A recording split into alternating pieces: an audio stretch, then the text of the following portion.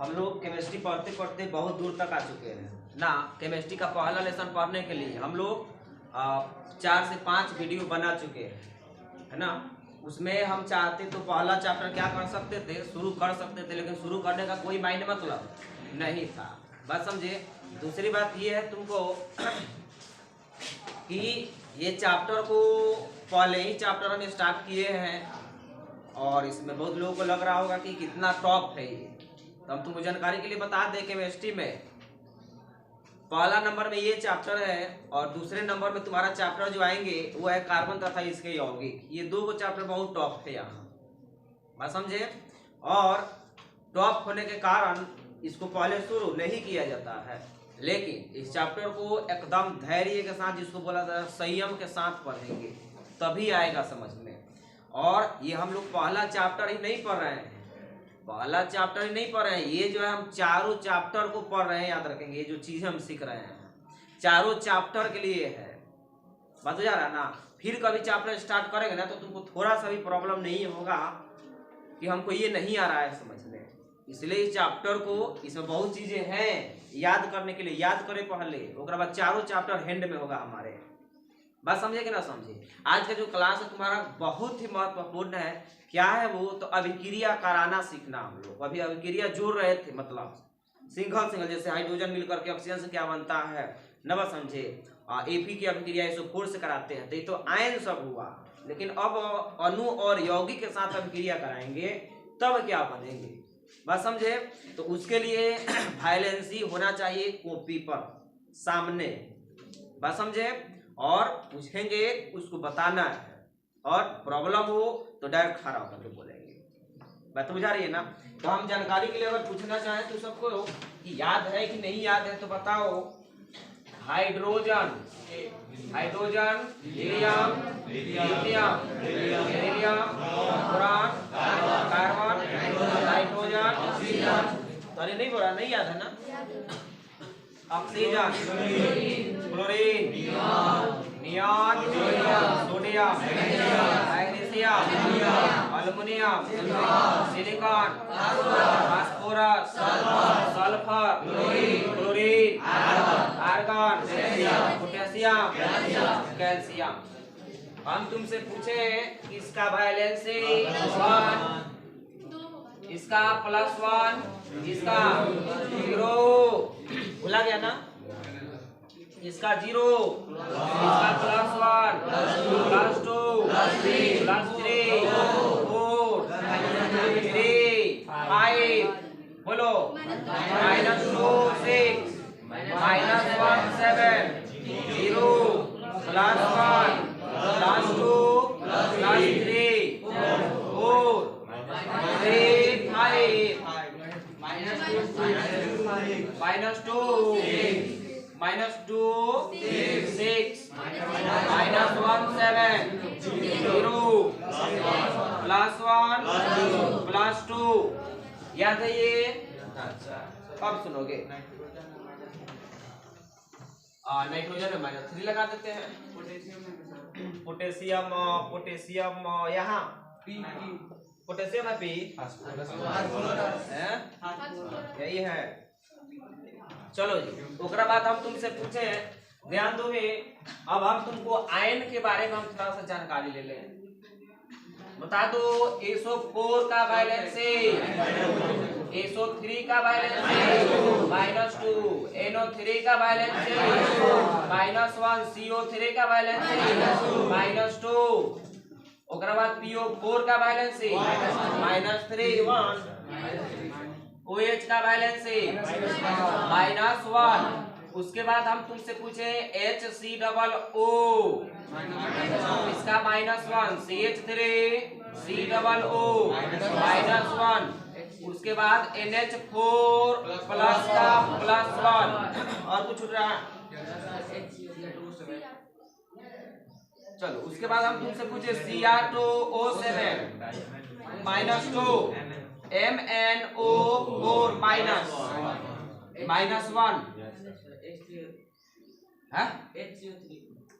HCO3 क्या हो जाएगा -1, HSO4 -1, इसके बाद CO2 क्या हो CO2 कहाँ से आ जाएंगे? CO2 होगा क्या? अच्छा एक और नया चीज याद रखो, वो नहीं लिखवाए हैं, यहाँ हम लिखवा देते हैं, ध्यान देना। CO2 लिख लिया है का तुम? सुनो Cl, सुनो इम्पोर्टेंट है, ClO3 माइनस, इसका नाम है क्लोरेट।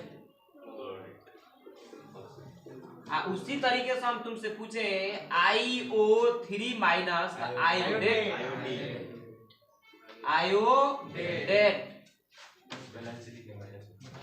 इसका देख लो, इसका वैलेंसी -1, इसका भी वैलेंसी -1। अब इतनी बातें याद है तो तुम कोई भी रिएक्शन बना सकते हो और कोई भी कॉन्सेप्ट जो है मतलब यहाँ से निकाल सकते हैं हम लोग।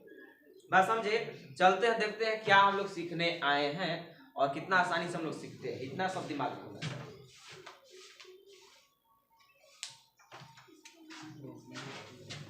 क्लोरेट ध्यान देंगे,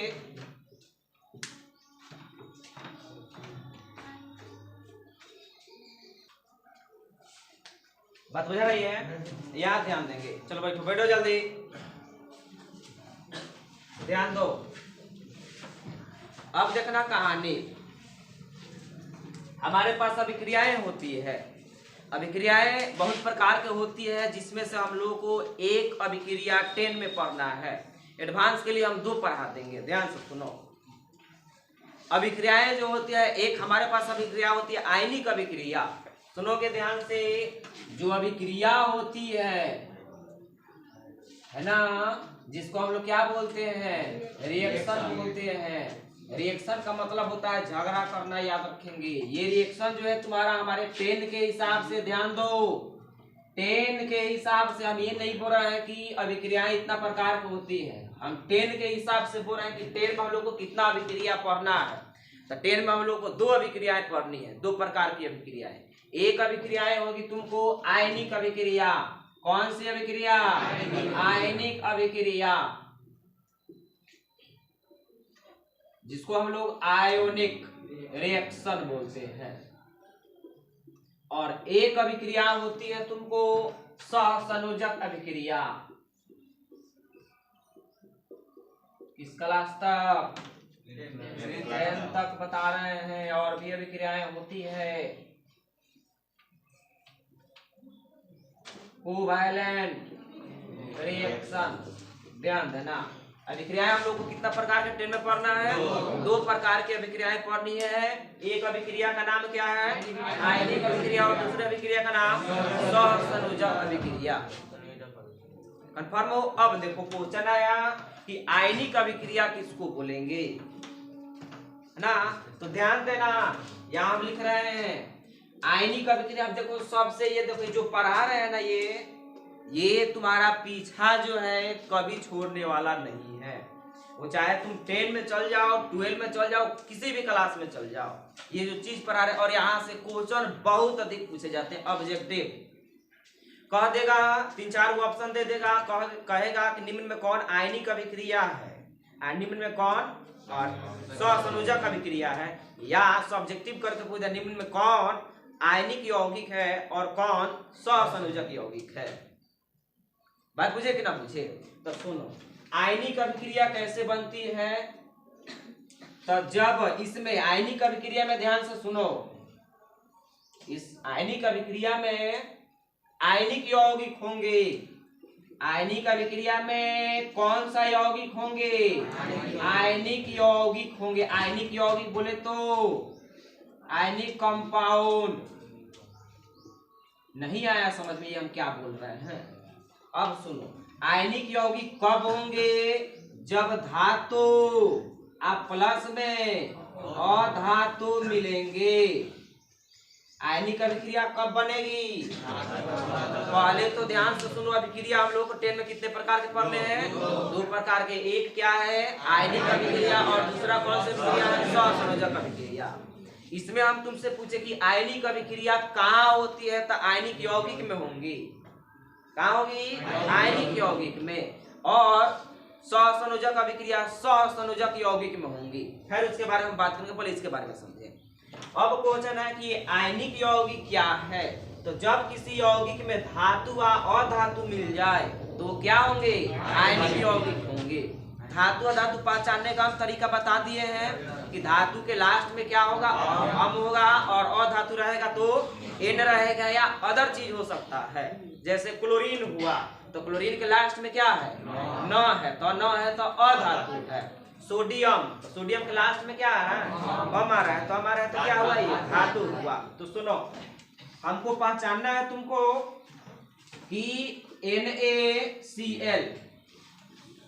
NaCl के बारे में हम तुमसे पूछें कि ये आयनिक यौगिक है कि सहसंयोजक यौगिक है, तो इसके लिए तुमको पता करना पड़ेगा कि Na का नाम क्या है, सोडियम है, और Cl का नाम क्या है। तो सोडियम के लास्ट क्या आ रहा है, अम आ रहा है, तो अम है तो धातु है कि अधातु है, धातु है। क्लोरीन का लास्ट नाम क्या आ रहा है, क्लोरीन न आ रहा है, तो ये अधातु है, तो अधातु व अधातु मिला तो कौन सा यौगिक बना, आयनिक यौगिक बना। तो इसमें कौन सी अभिक्रियाएं होंगी, आयनिक अभिक्रियाएं होंगी। बुझा रही है। उसके बाद मान लो हम तुमसे पूछते हैं, जैसे मैं एग्जांपल दे दे इसका, एग्जांपल में हम NaCl लिख दिए, ओकरा बाद बोलो NaOH आयनिक है कि नहीं है। अरे NaOH आयनिक है कि नहीं है, क्योंकि Na क्या है, धातु है, ऑक्सीजन हाइड्रोजन, दोनों अधातु, तो धातु अधातु मिला कि नहीं मिला, धातु अधातु मिला तो कौन सा यौगिक हुआ, आयनिक यौगिक। और इसमें अभिक्रियाएं कौन सी होंगी, आयनिक अभिक्रिया होगी। कंफर्म बातें समझ में आ रही है। उसके बाद मान लो एक और चीज हम देते हैं, Na2SO4 बताओ आयनिक है कि नहीं है। अरे आयनिक है कि नहीं है, क्योंकि यहाँ देख लो Na है, सल्फर अधातु, ऑक्सीजन अधातु, तो धातु अधातु मिला तो आयनिक हो गया। इसमें कौन सी अभिक्रियाएं होंगी, आयनिक अभिक्रिया होगी।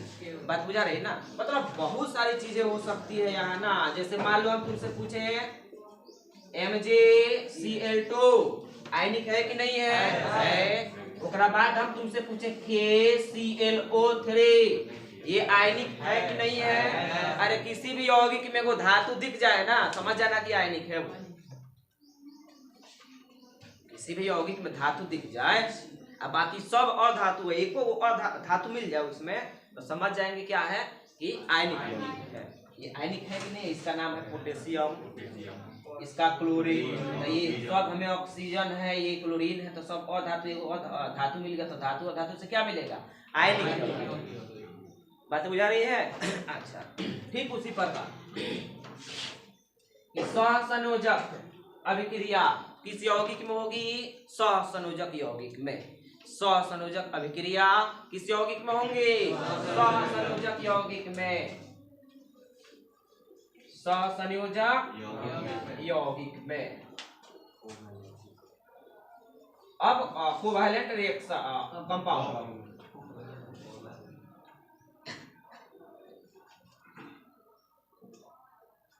Covalent compound.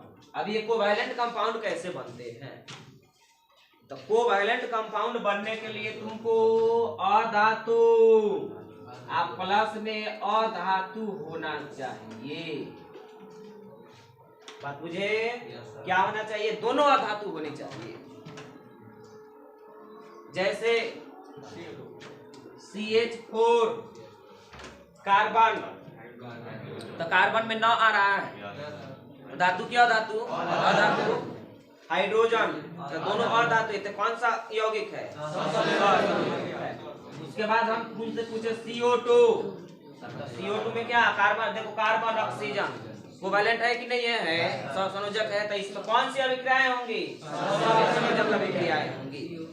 उसके बाद हम तुमसे पूछे H2O CO, बात बुझ रहे हो, बहुत सारी अभिक्रियाएं होगी। जैसे मान लो NO2 हो गया, है कि नहीं है, सहसंयोजक हुआ, है ना। तो सुनो, इसमें केवल भाई बातें बुझा रहा है, एकदम दिमाग में बैठा करके रखना है। अधातु और अधातु का कंसेप्ट, धातु अधातु का कंसेप्ट, ये हमेशा सही है, याद रखेंगे 10th लेवल में, हमेशा कहीं भी एक्सेप्शन नहीं मिलने वाला है यहाँ 10 में। है ना, एलिमेंट की बातें मिल सकता है, बस समझे। तो हम चाहते हैं पहले इसको नोट करो।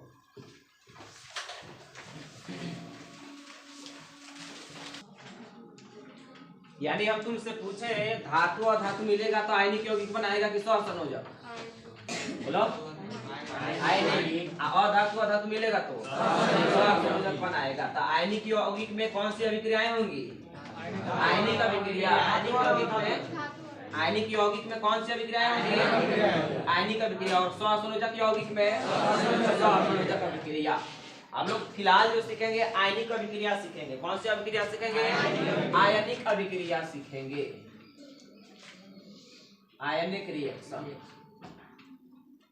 तुम दिमाग में बैठा करके रखोगे, ये जो हम बता रहे हैं काफी इम्पोर्टेंट है ना। जैसे पहला क्वेश्चन हम लेते हैं, देखोगे Mg प्लस HCl, बोलो आयनिक है कि नहीं है? धातु आ गया इसमें, नवा समझे। अब सोचो, एक और बात याद रखोगे कि प्लस प्लस आकर्षण की प्रतिकर्षण, माइनस माइनस बोलो प्रतिकर्षण। प्रतिकर्षण के मतलब दूर भागना कि नजदीक आना? दूर भागना। उसके बाद हम तुमसे पूछे प्लस माइनस, माइनस प्लस आकर्षण के मतलब पास आना कि दूर भागना? पास आना ना। सुनोगे,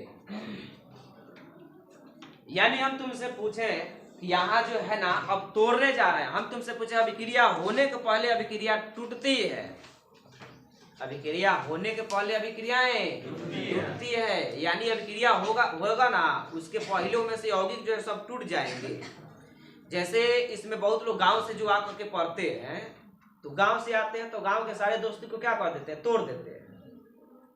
तो अब नया दोस्ती यहाँ करते हैं। तो नया दोस्ती यहाँ कब किए? जब गांव वाला दोस्ती सब तोड़ देते हैं। बात समझे कि ना समझे? ईंट पहले बनाना होता है ना, तो पहले मिट्टी को पूरा तोड़ा जाता है, याद रखेगा, गूंथना जिसको बोलते हैं। नए रूप में ढलने के लिए पहले वाले रूप को तोड़ना पड़ेगा, याद रखेंगे। बात समझे, तब ना नए रूप में जाएंगे। बात हो जा रही है ना। यहाँ भी जो अभिक्रियाएं होंगी ना, तो अभिक्रियाएं तब होंगी जब यौगिक टूटेगा। टूटेगा तभी तो जुटेगा ना। बात समझे कि ना समझे? अब सुनोगे, तो मैग्नीशियम तो सिंगल है, इसको टूटने की कोनो मतलब चांस ही नहीं है, एक ही है। अरे एक आदमी का टूटेगा, दो आदमी ना टूटता है। बात हो जा रहा है ना। तो यहाँ ये नहीं टूटेगा, लेकिन हम तुमसे पूछे इसका नेचर कैसा होगा? धनात्मक होगा, ऋणात्मक? धनात्मक होगा। धातु है तो हमेशा नेचर कैसा होगा? धनात्मक होगा। तो इसको हम प्लस लिख देते हैं। अभी वैलेंसी कुछ मत देखना, कुछ भी नहीं। ये हाइड्रोजन सबसे कमजोर होता है, पता है ना। तो हाइड्रोजन हमेशा प्लस में होता है, याद रखोगे। हाइड्रोजन हमेशा प्लस में होगा, मतलब धनावेशित होगा, क्योंकि सबसे कमजोर होता है तो अपना इलेक्ट्रॉन क्या करता है? दे देता है। तो देने के लिए प्लस की माइनस? प्लस हो जाएगा। तो फिर ये यहाँ प्लस हो जाएगा, ये माइनस। बोलो अरे होगा कि नहीं होगा? प्लस माइनस में तोड़ना जरूरी है।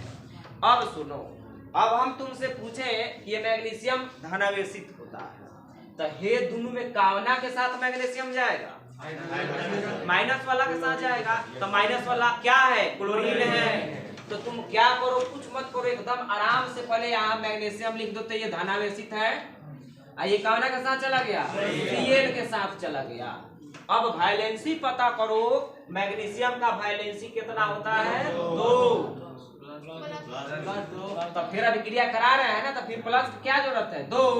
क्लोरीन का 2 यहाँ चल जाएगा, 1 तो 1 यहाँ आएगा तो कोई अंतर पड़ेगा, लेकिन 2 यहाँ चला गया। बोलो तो MgCl बचा क्या? क्या बचा? हाइड्रोजन। तो प्लस में H, क्या H होता है? क्या नहीं होता है? क्या होता है? H2 होता है। बताया है ना कि गैसें जो होती हैं डाइएटॉमिक, तो एकदम छठी में लगे बोल भी नहीं, याद नहीं किया, सब उठा उठा कर पढ़ते होते, नहीं बता रहा, कुछ नहीं बोला कि याद नहीं किया है। ध्यान देना, कुछ वहां बोलिए नहीं ना, गूंगा की तरह एकदम चुपचाप देख रहा है। क्या होगा ये? खड़ा हो। फास्फोरस किस रूप में रहता है? खड़ा हो। P2 के रूप में कहे ना, एक कुछ पता नहीं है किस रूप में रहता है फास्फोरस, और सल्फर किस रूप में रहता है। करो जल्दी, ताले बात खाली बनाने में चलिए दे जाएगा कौन नहीं करता।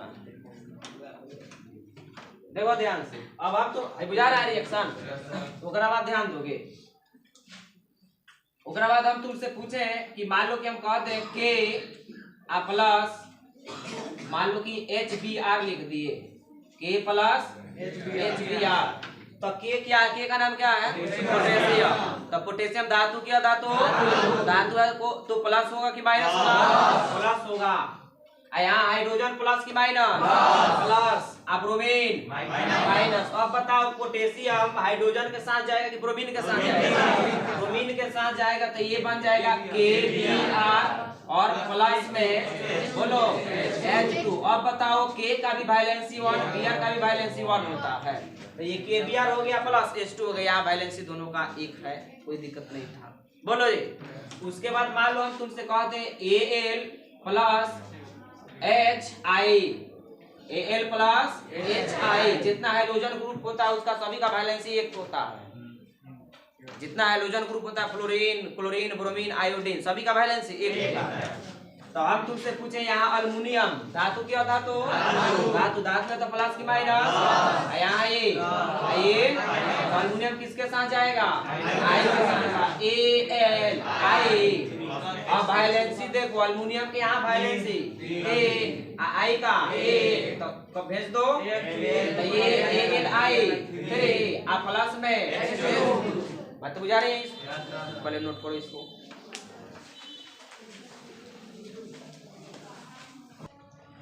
पहले समझो, आगे समझोगे।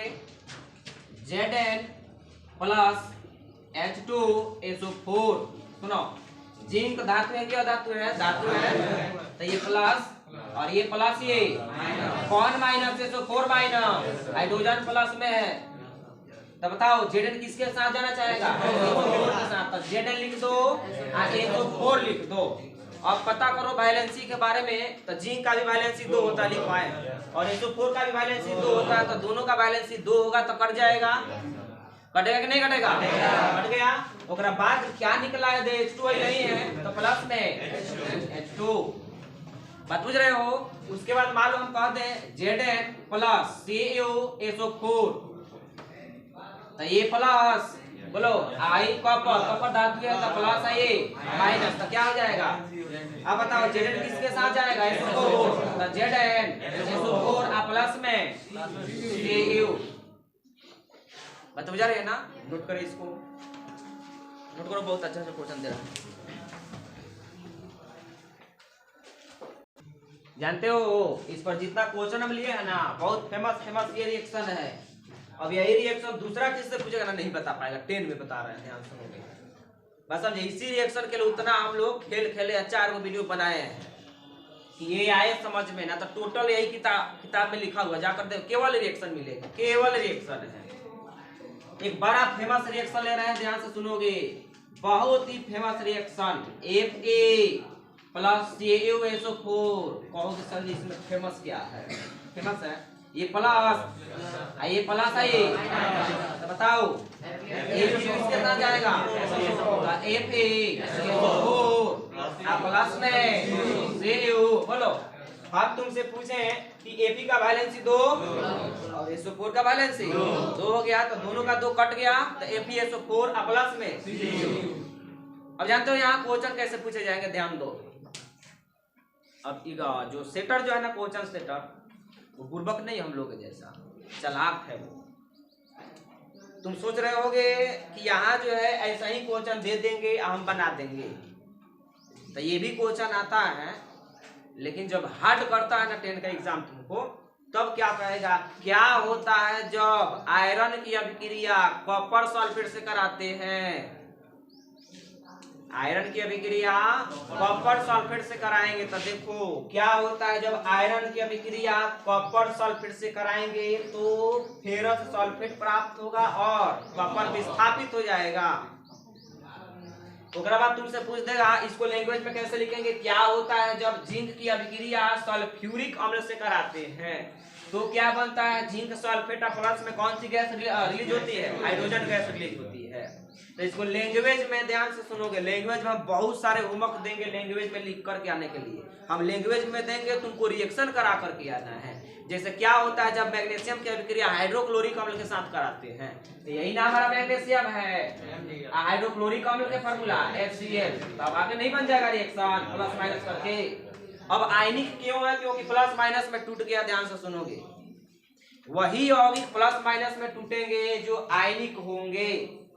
तुम कहोगे सर जी हाइड्रोजन तो यहाँ आयनिक नहीं है, हाइड्रोजन तो धातु नहीं है, फिर यहाँ प्लस कैसे हो गया। तो हम बताए थे तुमको हाइड्रोजन बिल्कुल ही वीक होता है, इतना वीक होता है ना कि उस जो भी थोड़ा सा भी कोई इलेक्ट्रॉन मांगने आता है ना तो दे देता है, क्योंकि बहुत कमजोर होता है। कमजोर लोग का यही ना हालत होता है जी, कोई जो कहेगा वही करेगा, वो बात समझे कि ना समझे, और नहीं करेगा तो जबरदस्ती किया जाएगा उसके सामने। उसी तरीके से ये होता है। तो हमेशा क्या ऐसा शो करता है, प्लस की तरह शो करता है ना, बस ऐसा नहीं कि धातु है ये। बात बुझे कि ना बुझे।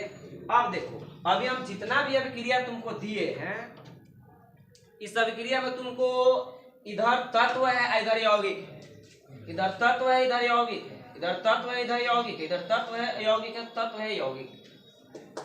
कल जो सीखेंगे बहुत ही महत्वपूर्ण, इधर भी यौगिक रहेगा इधर भी यौगिक रहेगा, तब अभिक्रियाएं कैसे होंगी। लेकिन वो भी सहसंयोजक नहीं होंगे। अभी सहसंयोजक का बात ही नहीं कर रहे हैं हम, केवल आयनिक अभिक्रियाएं चल रही है ये। बात बुझे कि ना बुझे।